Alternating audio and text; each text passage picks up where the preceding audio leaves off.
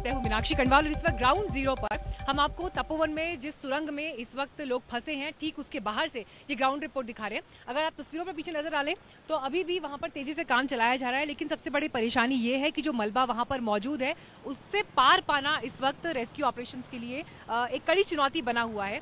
अभी भी 30 से ज्यादा लोग यहाँ पर फंसे हुए हैं, 200 से ज्यादा लोग लापता बताए जा रहे हैं।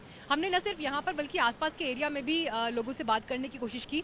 स्थानीय लोग जिनके अपने लोग जो यहाँ काम करते थे या किसी वजह से घर से बाहर थे और जो फंस गए, उन्हें लेकर चिंता सबसे ज्यादा है। गौरव सावंत इस वक्त मेरे साथ मौजूद है। गौरव, कुछ देर पहले हमने देखा यहाँ पर मिनिस्टर आर के सिंह भी आए, उनसे आपने बात की, क्या जानकारी? उन्होंने दो चीजें कही हैं। एक, हर एवलांच पॉइंट पर वो एक एडवांस मॉनिटरिंग सेंटर बनाएंगे। ये सरकार ने निर्णय ले लिया है। उससे ये होगा कि अगर अगली बार एवलांच आता है और हिमस्खलन होता है तो अर्ली वार्निंग हो सके और डाउनस्ट्रीम जहां जहां आबादी है उनको चेतावनी दी जा सके। तो ये पहला निर्णय सरकार ने लिया है। और दूसरा जो उन्होंने बड़ी बात की वो उन्होंने ये कहा है कि इस पूरे एरिया में अभी 4 बजे, अब से 1 घंटे में एक दूसरा ऑपरेशन माउंट किया जाएगा। तब तक मलबा हटा लिया जाएगा। एक प्रयास और कर रहे हैं कि पानी अंदर डाला जाए और फिर मशीन्स के जरिए से उसको सकआउट कर लिया जाए स्लश को, तो वो ज्यादा जल्दी हो जाएगा इस तरह से, ताकि लोगों को बचाया जा सके। तो ये फिलहाल ऑपरेशन को लेकर अपडेट था, जिस बात की जानकारी गौरव भी दे रहे हैं। लेकिन अभी भी जिन लोगों की सांसें अटकी हुई हैं, थमी हुई हैं, वो अपनों के लिए जो लगातार इंतजार कर रहे हैं कि कोई सूचना मिले। कुछ देर पहले गौरव जब हम यहाँ मौजूद थे, हमने देखा बहुत सारी फैमिलीज यहाँ पर आई हुई थी और वो हाथों में तस्वीरें लिए हुए या आईडी कार्ड्स लिए हुए, सिर्फ उम्मीद यही थी कि जल्द से जल्द कुछ पता चले। और जिस समय मैंने भी डीजीपी साहब से बात की तो उनका ये कहना था, मैंने स्पेसिफिकली उनसे पूछा कि क्या किसी तरह का कोई कम्युनिकेशन जो लोग अंदर हैं उनसे हो पाया, कोई आवाज सुनी गई, तो कम से कम इस बात को लेकर उन्होंने इनकार किया। और जितना ज्यादा वक्त बीत रहा है, यकीनन उन फैमिलीज के लिए और ज्यादा चैलेंजिंग है। बहुत बड़ी चिंता की बात है क्योंकि 24 घंटे से ज्यादा अब हो चुके हैं और आखिरी के 40 मीटर अभी भी बचे हैं। लगभग 100 मीटर आर्मी के मुताबिक उन्होंने पूरा इलाका खाली कर दिया है। आप देख ही रही हैं एसडीआरएफ की एक और टीम आ गई है। जैसा आपने भी रिपोर्ट किया मीनाक्षी, यहाँ 3 टीमें एक के बाद एक राउंड द क्लॉक काम कर रही है। सेना की टीम अंदर जाती है, गढ़वाल स्काउट्स की, वो निकल कर आते हैं, तो एनडीआरएफ की टीम अंदर जाती है, आईटीबीपी की टीम जाती है, वो बाहर आते हैं और अगली टीम जाती है। तो ताकि 24 घंटे काम चलता रहे, 1 मिनट के लिए रुके ना काम, ये प्रयास है। रेस अगेंस्ट जिस बात का जिक्र गौरव आप कर रहे थे कि कैसे रेस अगेंस्ट टाइम और ऐसे में सब मिलकर काम कर रहे हैं, उसी को लेकर हमने खास रिपोर्ट तैयार की है। कल से लेकर अब तक कैसे पल पल की ये तस्वीर बदली है। आखिरकार कल से जारी मेहनत रंग दिखाने लगी और तपोवन की सुरंग का रास्ता खुलने लगा। उसी सुरंग के अंदर से ये पहली तस्वीर है जब मलबा हटाते हुए बचाव टीम करीब 150 मीटर अंदर तक पहुंच गई थी। कल देवदूतों ने 12 लोगों को साक्षात मौत के मुंह से निकाला। चमोली में आई तबाही में पावर प्लांट के ज्यादातर कर्मचारी सुरंग में फंस गए। एक सुरंग पर तो कल ही फतेह हो गई। दूसरी सुरंग में जिंदगी की जंग अभी जारी है। ज्यादा मुश्किल दूसरी सुरंग को लेकर ही है, क्योंकि ये लंबी है, घुमावदार है और मलबे से पटी पड़ी है। रात के अंधेरे में भी इसे खोलने की कोशिशें होती रही, लेकिन सुबह की पहली किरण के साथ कोशिशों ने पूरी रफ्तार पकड़ ली। सुबह 11 बजे तक करीब 200 मीटर सुरंग खोदी जा चुकी थी। एनडीआरएफ की एक टीम ठीक मेरे पीछे आप देख सकती हैं, यहाँ मोटे मोटे बिजली के तार हैं, उन तारों को काटा जा रहा है क्योंकि जब तक वो तार नहीं काटे जाते तब तक अंदर रेस्क्यू ऑपरेशन करना बहुत ही खतरनाक है, खतरे से खाली नहीं। ये जो बड़ी जेसीबी मशीन थी इसको अब बाहर निकाला गया है क्योंकि ये अंदर से काफी मलबा तो बाहर ले आई लगभग 150 मीटर तक, लेकिन इसको अंदर घूमने फिरने में मतलब मैन्यूवरिंग में बहुत परेशानी हो रही थी, इसीलिए ये टीम वापस आ गई है। अब एक छोटी जेसीबी मशीन अंदर भेजी जा रही है। साथ ही साथ जेसीबी मशीन मलबा तो बाहर ले आएगी, लेकिन वहां पर जितना कच्चा मलबा है उस पर चलना खतरे से खाली नहीं, इसीलिए इस तरह के प्लैंक्स लेकर आए हैं। ये इस पर सिपाही अंदर चल चल के अंदर जाने का प्रयास करेंगे। दोनों प्रोजेक्ट से कुल 153 लोग लापता हैं। पहले प्रोजेक्ट रैणी से 32 लोग लापता, दूसरे प्रोजेक्ट तपोवन से 121 लोग लापता। छोटी सुरंग से कल 12 लोगों को रेस्क्यू किया गया। अब तक 15 लोगों को निकाला जा चुका है। अलग अलग जगहों से 15 शव बरामद हो चुके हैं। तपोवन सुरंग में 30 लोगों के फंसे होने की आशंका है। करीब 2.5 किलोमीटर लंबी है तपोवन सुरंग। माना जा रहा है कि फंसे हुए लोग सुरंग के दूसरे छोर पर हैं। बचाव टीम मैप के जरिए उनके पास पहुंचने की कोशिश कर रही है। लंबा है, डिपेंड करता है कि कैसे आगे। बचाव के काम में लगे जवानों की कोशिशें तब आहत हो जाती हैं जब जिंदगी की तलाश करते करते उनके हाथ किसी शव को टटोलने लगते हैं। आज सुबह भी रतूड़ा के करीब दलदल से एक शव बरामद हुआ, लेकिन हर धक्के के बावजूद जवान दोगुनी ताकत से जिंदगियां ढूंढने में लगे रहे। उत्तराखंड सरकार के साथ अर्धसैनिक बल, एनडीआरएफ समेत कई एजेंसियां इसी मिशन में जुटी हैं। तपोवन गांव के पास ये तपोवन विष्णु गार्ड जो परियोजना है उसका काम चल रहा था। इसमें बड़ी संख्या में श्रमिक काम कर रहे थे क्योंकि ये निर्माणाधीन था। अभी तक जो पूरा आंकड़ा आया है 203 के आसपास मिसिंग की खबर आई है। तबाही कितनी विकराल थी ये समझने के लिए इन तस्वीरों को जरा गौर से देखिए। जिस तपोवन बांध पर ग्लेशियर तबाही लेकर आया उसी की ये तस्वीरें पहचानना मुश्किल है। पहली तस्वीर ग्लेशियर विस्फोट का असर होने से पहले की है, दूसरी तस्वीर बांध पर पानी आने के वक्त की और तीसरी तस्वीर तब की है जब पानी गुजर गया और बांध मलबे से ढक गया। तस्वीर में जमीन आसमान का फर्क है। दूसरी सुरंग जहां रेस्क्यू ऑपरेशन चल रहा है इसी बांध के नीचे से होकर गुजरती है। आप गौर से देखें कि पानी जिस समय आया उसने दोनों तरफ तबाही मचाई और जो ये कभी डैम हुआ करता था उसको पूरी तरीके से उसने तबाह और बर्बाद कर दिया। हम ठीक टनल के ऊपर इस समय खड़े हुए हैं और ये गौर करने वाली बात है कि टनल की लंबाई जिस हिसाब से है उसमें पूरी रात वो लोग वहां फंसे रहे और अभी हालात उनके क्या होंगे ये बताना बेहद मुश्किल है।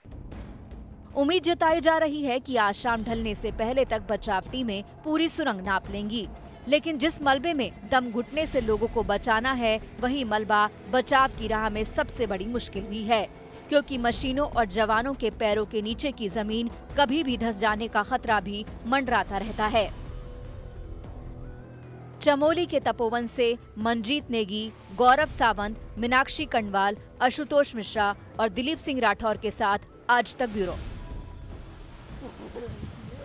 केदारनाथ में 7.5 साल पहले जो आपदा आई थी, जब चमोली में ये घटना सामने आई तो एक बार फिर ऐसा लगा था कि क्या कहीं वैसी ही परिस्थितियां तो नहीं बिगड़ जाएंगी।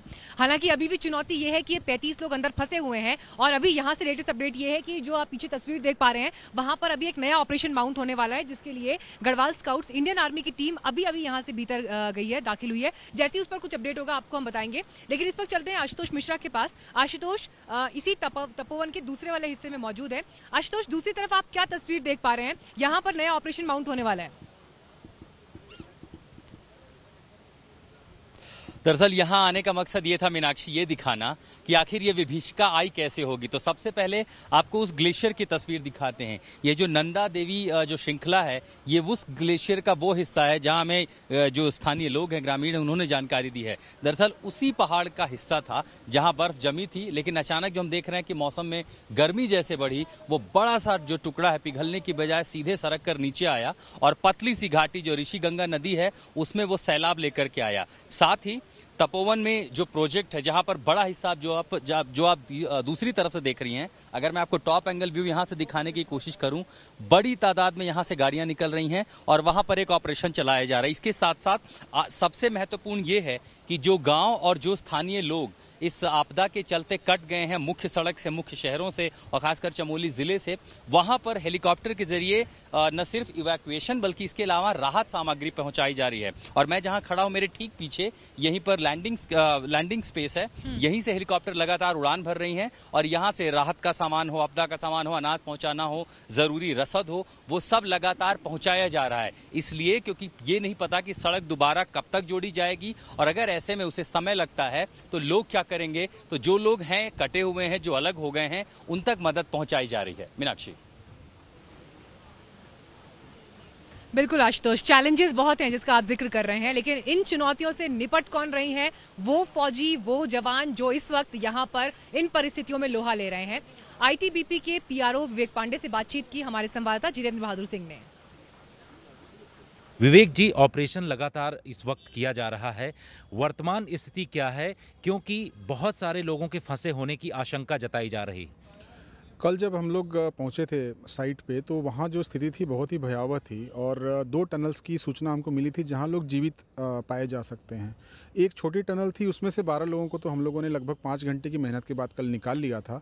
ये एक दूसरी टनल है, उस पर अभी काम चल रहा है, चूँकि काफ़ी बड़ी टनल है, ये लगभग 1.5 किलोमीटर इसकी लंबाई है और इसमें 100 मीटर के करीबन इलाके का जो है डेब्री मुहाने का वो निकाला जा चुका है। 3-4 घंटे में शायद और भी जो 100 मीटर का हिस्सा है उसकी डेब्री निकालने के बाद शायद अंदर जाने का रास्ता बने। 30 से ज़्यादा लोगों के फंसे होने की उसमें आशंका है। हम होपफुल हैं कि उनको जीवित निकाला जा पाएगा वहाँ पर, क्योंकि कई सारे ऐसे इंडिकेशंस मिल रहे हैं कि टनल के अंदर कई सारे ऑक्सीजनेटेड पॉइंट्स हो सकते हैं, जैसा उसका नक्शा है उस पर्टिकुलर टनल का, उसमें ऐसी आशा है कि लोगों को जीवित निकाला जा सकेगा। टनल का जो नक्शा है उसके जरिए आपके जो ऑफिसर्स हैं वहाँ पर मौजूद हैं, पूरी टीम जो रेस्क्यू है वो अंदर जा रही है, किस तरीके से पहुँचा जा रहा है? क्योंकि जो दूसरी टनल तपोवन में है वहाँ पर ज़्यादा लोगों के फंसे होने की आशंका बताई जा रही, तो क्या टेक्निक आप लोग इस्तेमाल कर रहे हैं, कैसे पहुंच रहे हैं? देखिए, टोटल जो मलबा है, जो असेसमेंट है हमारा, लगभग 200 मीटर मलबा है मुहाने पे। ये जो टनल है, आपको पता होगा बड़े कॉम्प्लिकेटेड डिज़ाइंस होते हैं जो पहाड़ों में जो टनल्स होते हैं, और ये कई पर्पस से बनाए जाते हैं। टरबाइन को मेंटेनेंस करने के लिहाज से, कई बार ऑक्सीजनेटेड चैम्बर्स के हिसाब से, और कई बार जो वाटर होता है, वेस्ट वाटर, उसको बाहर निकालने के हिसाब से। लगभग 12 फीट इसकी ऊंचाई है और इस टनल के अंदर कई सारे सबवेज बने हुए हैं, अंदर ही छोटे छोटे, जो अंदर ख़त्म होते हैं, मतलब अंदर की ही तरफ। जो वहाँ के जो अथॉरिटीज़ हैं वो हमको ये बता रही हैं कि अगर पानी बहुत अंदर नहीं घुसा होगा और ये लेबर पीछे की तरफ चले गए होंगे टनल में, जो कि लगभग 1300 मीटर तक का इलाका इसका बन चुका है टनल का, तो निश्चित रूप से वहाँ चांसेस हैं कि उन लोगों को वहाँ से बाहर निकाला जा सकेगा। तो पल पल की बदलती तस्वीर आपको हम तपोवन में यहाँ सुरंग के पास से दिखा रहे हैं, क्योंकि जो लोग अंदर फंसे हैं उनको लेकर चिंता बढ़ती जा रही है जैसे जैसे शाम ढल रही है, क्योंकि अब धीरे धीरे सनलाइट भी यहाँ पर कम होगी। हालांकि यहाँ पर नई टीम अब दाखिल हो चुकी है ऑपरेशन माउंट करने के लिए। हमारे साथ ITBP से कर्नल भी आ चुके हैं। सर, वेलकम ऑन आज तक। सर, अभी क्या परिस्थितियाँ हैं टनल के अंदर? अभी क्या, हम यहाँ से डेब्रिस रिमूव कर रहे हैं और try to gain access to the victim, कि ऐसा हो सकता है हम हटाते रिमूव करते रहे और हमारा उसके साथ कॉन्टेक्ट हो जाए। अगर हमें लाइव विक्टिम मिलता तो हम वहाँ से उसको। सर, जो नई टीम अंदर गई है उसका क्या काम होगा? उसका काम ये होगा कि हम ट्राई करेंगे कि उसके साथ कॉन्टेक्ट बनाएं, जैसे डेब्रिस हटता जाएगा। हो सकता है लाइव 34 ऑलरेडी हमें इन्फॉर्मेशन है कि ट्रैप है टनल के अंदर, तो उनमें से कुछ हो सकता है लाइव पड़ा और हमसे। सर, अब जैसे सनलाइट कम होगी तो ये भी थोड़ा सा आप लोगों के लिए प्रॉब्लम क्रिएट कर सकता है, लेकिन कब तक, कितने बजे तक रेस्क्यू चलेगा? हम ट्राई करेंगे जब तक हम कर सके करेंगे। फिर भी कोई timeline, late evening, night? 7 o'clock तक करेंगे अभी। उसके बाद देखेंगे, अगर पॉसिबिलिटी हुई, हमारे पास लाइटिंग सिस्टम इस तरह का हुआ कि हम अंदर भी विजिबल हो थोड़ा, तो हम उसका कंटिन्यू रखेंगे। अदरवाइज फिर मॉर्निंग में दोबारा करना पड़ेगा। सर, मैं ये सवाल आपसे पूरी रिस्पॉन्सिबिलिटी के साथ पूछ रही हूँ। मुझे पता है कि जो फैमिलीज इस वक्त आपको सुन रही हैं, जिनके लोग यहाँ फंसे हैं, वो बहुत तकलीफ में हैं, और जितना वक्त बीत रहा है चिंता और ज़्यादा पैदा हो रही है। कोई ऐसी पॉसिबिलिटी क्या, किसी की कोई आवाज़, कोई आहट दूसरे हिस्से से सुनाई दी हो जहाँ पर लोग फंसे हों? नहीं, अभी क्या है कि डेब्रिस इतनी मात्रा में, इतने अमाउंट में, लार्ज अमाउंट में है कि हमारा कांटेक्ट हो नहीं पा रहा, ना वॉइस के द्वारा या ना विजिबल है कुछ ऐसा। तो हम ये कोशिश, तभी हम डेब्रिस हटाने में लगे फटाफट। जितनी जल्दी ये हट जाएगा यहाँ से, मड यहाँ से हट जाएगा और हमारा कांटेक्ट हो जाएगा। सर, जो व्यूअर्स देख रहे हैं, क्योंकि हम उनको एक्चुअल ग्राउंड की सिचुएशन बता रहे हैं, जो डेब्रिस था, मैं खुद क्योंकि उस पर एक बार गिरी और मुझे अंदाजा हुआ कि पैर कितना भीतर तक जाकर धंस गया था। तो जब आपकी टीम्स अंदर जा रही हैं तो वो कैसे अपने लिए एक साउंड बेस बना रही हैं जमीन पर? वो हम क्या कर रहे हैं कि पहले जैसे डेब्रिस रिमूव कर रहे हैं, उससे थोड़ा दूर रह रहे हैं, उसे डेंजर जोन से मतलब दूर रह रहे हैं, ताकि जहाँ भी मलबा हटाने के ऊपर जो गिरे तो हमारे रेस्क्यू पर ना आए। क्योंकि हमारा मैक्सिको का, हमारे वो पड़ा हुआ, हमने मैक्सिको में क्या हुआ था कि जब अर्थक्वेक आया था उस समय उतने हमने वो बचाए नहीं थे जितने हमारे रेस्क्यूअर उसमें विक्टिम बन गए थे। इसको ध्यान में रखते हम ये कोशिश करते हैं कि रेस्क्यू उतना ही, मतलब पोर्शन इतना हो कि उतने ही हम बचाए और रेस्क्यूअर भी उतने सेफ रहे। कोशिश करते हैं हम लोग। पानी है अंदर काफी अभी? हाँ, वो कीचड़ है, पूरा मड मिला हुआ पूरा उसके साथ, वाटर के साथ। Thank you so much sir, आज तक से बात करने के लिए और व्यूवर्स को ये जानकारी देने के लिए। तो जिस बात का जिक्र यहाँ पर सर करे थे, बहुत इंपॉर्टेंट है कि देखिए, जो लोग अंदर फंसे हैं उन्हें बचाना तो चैलेंज है ही, लेकिन जो लोग रेस्क्यू करने जा रहे हैं उनकी जिंदगी भी उतनी ही कीमती है, और उससे इसीलिए पूरी जिम्मेदारी के साथ उसको भीतर इन चुनौतीपूर्ण परिस्थितियों में निभाना भी एक टास्क इस वक्त हमारी फोर्सेस के सामने है। तपोवन में ग्राउंड जीरो से आप लगातार ये बुलेटिन देख रहे हैं आज तक का। इस वक्त सुरंग से लोगों को निकाले जाने का काम जारी है। हालांकि अभी तक कामयाबी नहीं मिली है, लेकिन प्रयास लगातार जारी है। लेकिन इस बीच हमारे पास एक बड़ी खबर आ रही है, 200 से ज्यादा लोग लापता हैं और इनका विवरण प्रशासन की तरफ से दिया गया है। हम आपको इसकी जानकारी भी दे दें। दरअसल आपदा में जो व्यक्ति लापता हुए हैं, कुल योग यानी टोटल 202 लोगों को मिसिंग बताया जा रहा है प्रशासन की तरफ से, जिसमें से ऋत्विक कंपनी के 21 लोग हैं, ऋत्विक की सहयोगी 100 लोग, एचसीसी कंपनी के 3 लोग लापता में शामिल हैं, ओम पैटल के 21 लोग, तपोवन गांव से 2 लोग लापता हैं, रिंगी गांव जो नजदीक यहां पर है वहां से 2 लोग लापता हैं, ऋषि गंगा कंपनी से 46 लोग जो है गायब बताए जा रहे हैं, मिसिंग बताए जा रहे हैं, करछो गांव से 2 लोग लापता हैं और रैणी गांव जहां से हमने आपको रिपोर्ट भी दिखाई थी कुछ देर पहले, आशुतोष आपको वहां से रिपोर्ट दिखा रहे थे, वहां से 5 लोग लापता हैं। कुल मिलाकर ये योग हो गया 202। और इसी बात की जानकारी जब डीजीपी अशोक कुमार से भी हमने बात की, उन्होंने ये बताया कि 200 से ज्यादा लोग लापता हैं। अब इसे लेकर कब प्रशासन कुछ और तस्वीर साफ करता है इसका इंतजार रहेगा। एक छोटी सी ब्रेक के लिए हम यहाँ पर रुक रहे हैं, लेकिन अपडेट्स और ग्राउंड रिपोर्ट का सिलसिला आगे भी जारी रहेगा। चमोली उत्तराखंड के टूरिज्म बेल्ट का एक अहम हिस्सा है और जिस तरह की परिस्थितियां यहाँ पर पैदा हुई हैं उसने कई शंकाओं को आगे जन्म दिया है, क्योंकि हरिद्वार में अब कुंभ भी होना है, तो लोगों के जहन में कई सवाल थे जब हम उनसे बात कर रहे थे। लेकिन इन सब के बीच आपको एक बार फिर तस्वीर यहाँ की हम दिखा दें। पीछे आप वो टनल देख रहे हैं जहां पर 35 लोग अभी फंसे हुए हैं, उन्हें बचाने के लिए जद्दोजहद यहां पर लगातार जारी है। आईटीबीपी, एसडीआरएफ, गढ़वाल स्काउट्स की इस टीम को आप बाहर आते हुए देख रहे हैं, तो यहां पर लगातार एक के बाद एक ये ऑपरेशन चल रहा है। लेकिन किस तरह के हालात हैं टनल के भीतर, हमारे सहयोगी गौरव सावंत की ये रिपोर्ट देखिए।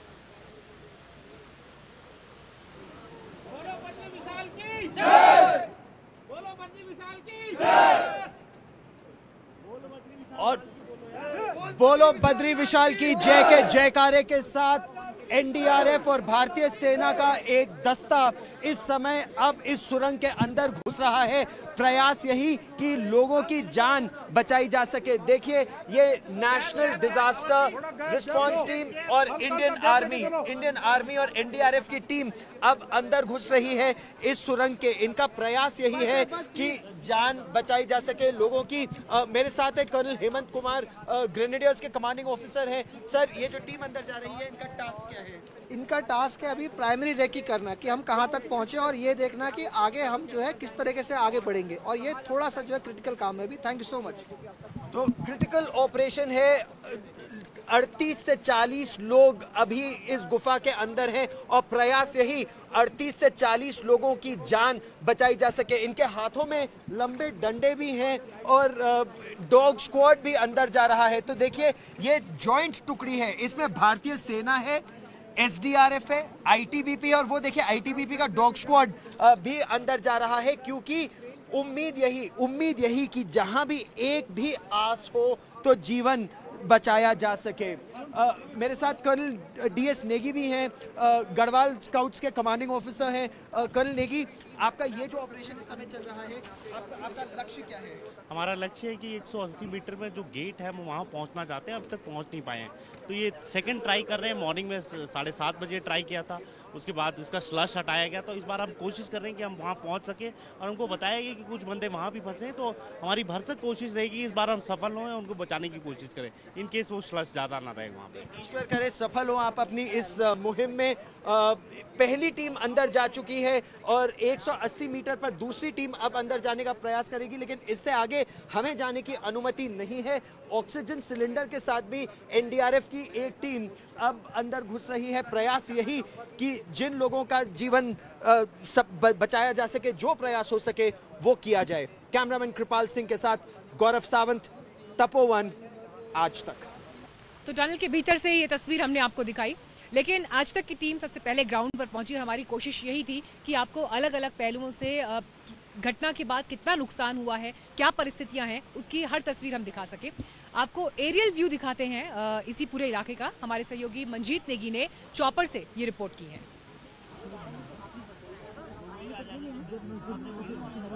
केदारनाथ के कपाट रखना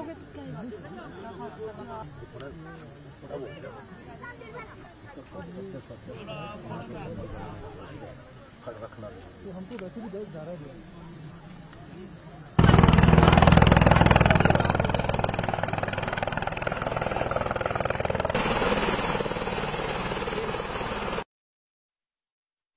काम तेजी के साथ चल रहा है। खास तौर से 13 ऐसे गांव हैं जो पूरी तरह से कट गए हैं। वहां पर ये फूड पैकेट राशन पहुंचाने का काम हो रहा है और इस वक्त जो 13 गांव खासतौर से चीन सरहद के गांव हैं वो कटे हैं, वहां तक ये लोगों तक ये सामग्री पहुंचाई जा रही है जिससे कि उनकी रोजमर्रा की जरूरत पूरा हो सके। हम इस चॉपर हेलीकॉप्टर के जरिए आपको दिखाएंगे कि किस तरह से तपोवन जो पूरी घाटी है वहां पर किस तरह का यहाँ पर नुकसान हुआ है।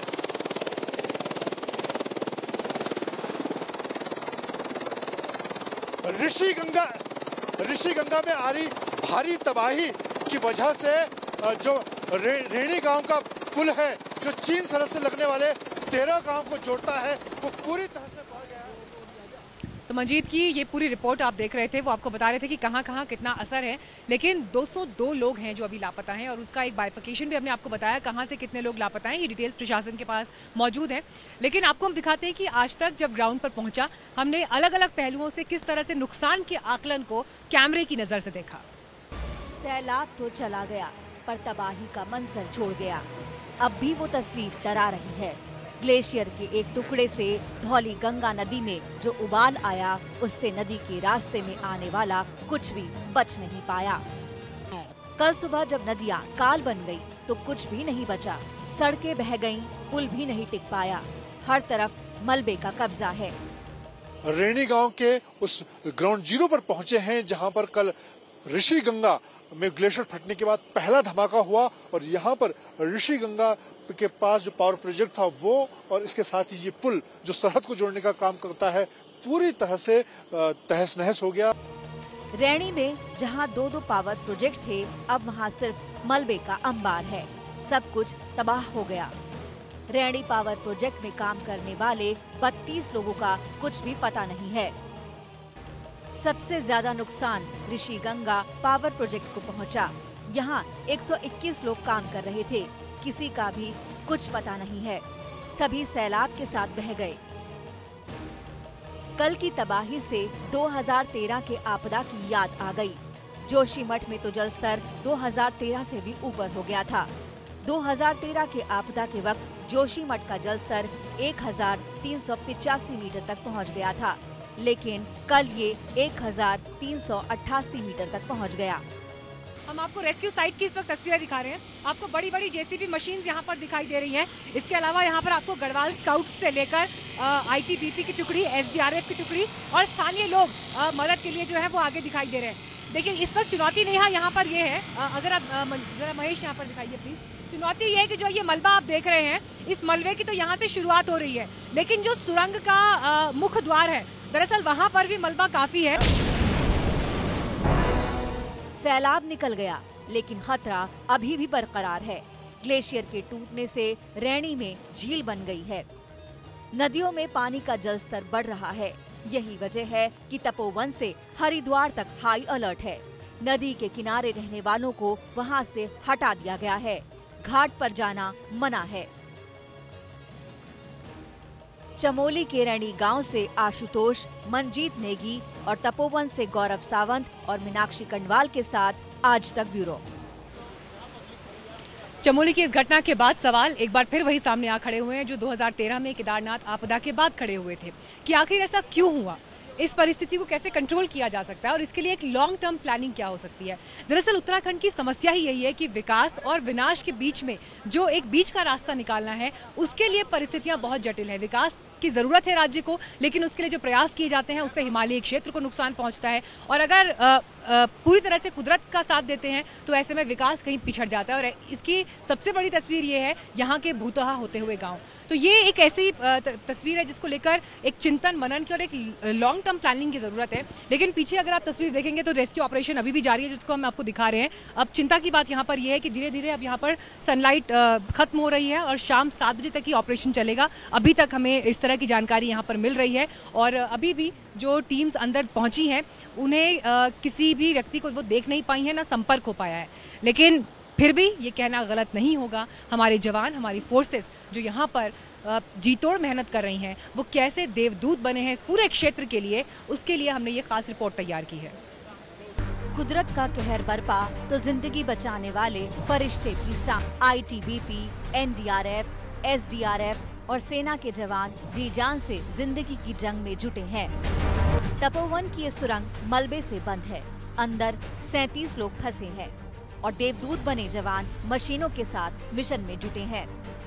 अंग्रेजी में कहते हैं it's a race against time, और ये निश्चित तौर पर एक रफ्तार, एक रेस है टाइम के खिलाफ, क्योंकि हर मिनट अंदर ऑक्सीजन कम होती जा रही है।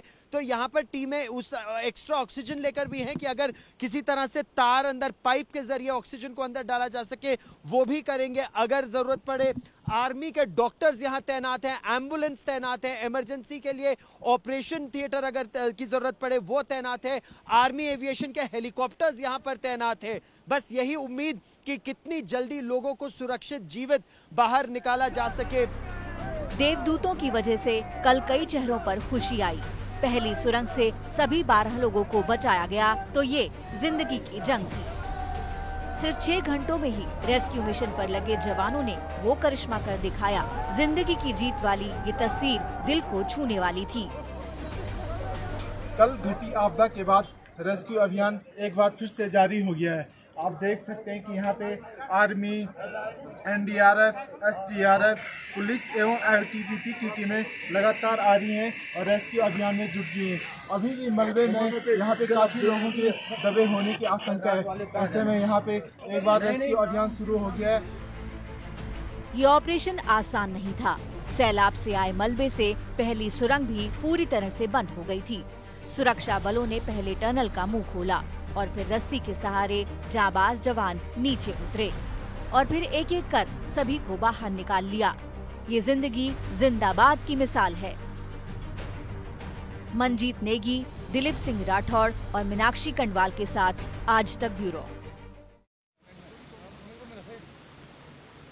तो तपोवन से लगातार आप हमारी ये रिपोर्ट देख रहे थे, लेकिन बीच पे मेरा जाना रैनी गांव की तरफ भी हुआ और वहां पर जाकर जब लोगों से बातचीत की तो उत्तराखंड के लोगों के बातचीत में अक्सर ये झलकता है कि प्रकृति की कीमत पर वो विकास नहीं चाहते और खुलकर इस बात को जाहिर करते हैं। और रैनी जो गांव है वो तो गौरा देवी का गांव है। उस गांव की आप ये तासीर समझिए, उनका ये मिजाज समझिए कि वो जिस आंदोलन, चिपको आंदोलन की सोच उन्होंने देश और समाज को दी, वो आज भी उन्हीं विचारधाराओं से जुड़े हुए हैं। और इसीलिए इस तबाही को लेकर जब मैंने उनसे सवाल पूछा तो उनका यही कहना था कि विकास की कीमत हम प्रकृति को नुकसान पहुंचाकर नहीं चुका सकते। और यही चमोली से, उत्तराखंड से यहाँ के लोगों का पूरे देश को, पूरी दुनिया को संदेश है। नजर हमारी इस रेस्क्यू ऑपरेशन पर आगे भी लगातार बनी रहेगी। एक ब्रेक के लिए हम यहाँ रुक रहे हैं, लेकिन खबरों का सिलसिला आज तक पर जारी रहेगा। देखते रहिए आज तक।